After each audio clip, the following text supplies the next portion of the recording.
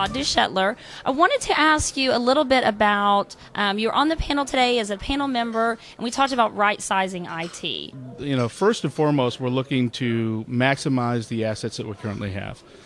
So if that is utilizing a building directory and selling sort of advertising for that and using that as a revenue generator, then we'll do that.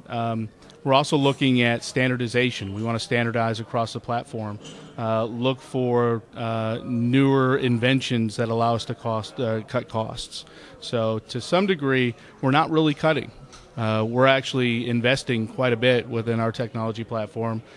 Being a building developer, we're looking at a lot of green initiatives as well. And so, we're kind of in interesting times that we're not having to do a lot of the cutting, but we also have to be very sensitive to what's going on with everybody else in the marketplace, and that includes the medical, the medical type facilities, the healthcare systems. They're struggling to some degree as well. So, we're kind of at this axiom right now where it's, we're doing pretty well, but we're also having to be very cognizant of what they're doing. Absolutely. It sounds like you have a great balance, going in your sector. So that's wonderful to hear. Thank you so much for being on the panel today. You did a phenomenal job, and we really look forward to having you back. Thank you much. Absolutely. Thank you very much. What are you going to be sharing with everyone? The topic is really outsourcing and right-sizing outsourcing. And I think one of the big keys is that outsourcing is not a reaction, either in down times or good times, but it's really part of a strategic plan of how you're going to meet business needs and at a cost and strategic and competency level. So it's what competencies do you want to own, what competencies do you want to give, and the competencies that you don't want to have, let someone else do that they can do better. 7-Eleven is one of the largest convenience stores in the U.S. and internationally.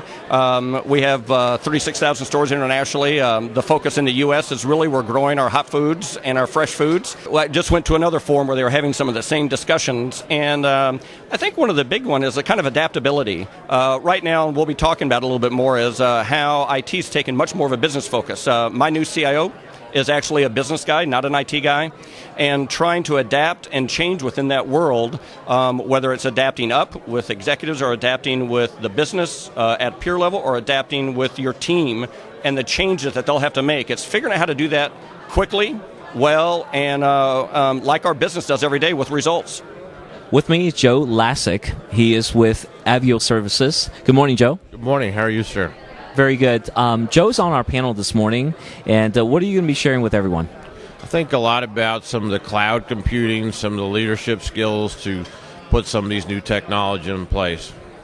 Avio Services, what do you guys do? We're the world's largest independent distributor of aircraft parts. We have 41 sites around the world, and we're now a wholly owned subsidiary of the Boeing Company. I've been there 10 years. I'm the CIO there. Prior to that, I was a senior director for information services for AM/FM, which was bought by Clear Channel, Lowry Mays.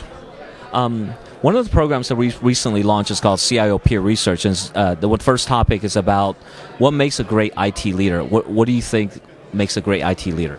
I think vision and character. You have to be able to see where you're going, sometimes look around corners, and then you have to have the character, the loyalty, the courage, the trust. All those things have to be built to be successful once you have the vision.